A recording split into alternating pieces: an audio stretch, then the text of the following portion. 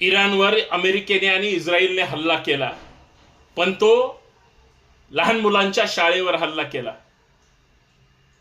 उद्ध्वस्त झाली शाळा, त्याच्यात मुलं आणि मुली सुद्धा होत्या.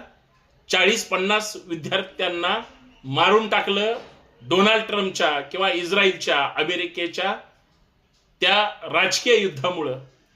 लहान मुलांनी कुणाचं वाईट केलं होतं? आता ही जी मुलं मारली गेली किंवा त्यांच्या शाळा उद्ध्वस्त केल्या, त्याच्यातून डोनाल्ड ट्रम्प किती आनंदी असतील ना. लहान मुलांचे जर प्राण त्यांना कळणार नसतील तर हे युद्ध फक्त स्वार्थासाठी आहे का फक्त नरसंहार करायचं आहे यासाठीच आहे, हे आता शोधणं गरजेचं आहे. खरं तर युद्ध नकोय, एक समतेचा समानतेचा विचार अपेक्षित आहे. परंतु जर माणसं मारणार असाल आणि तीही लहान मुलं, तर असं सरकार किंवा असा नेता कुणाला तरी आवडेल का, हा मला पडलेला प्रश्न आहे. आणि ही जी इराणची अवस्था आहे अत्यंत वाईट आहे, एवढंच मला या ठिकाणी सांगायचं आहे. धन्यवाद. जय शिवराय.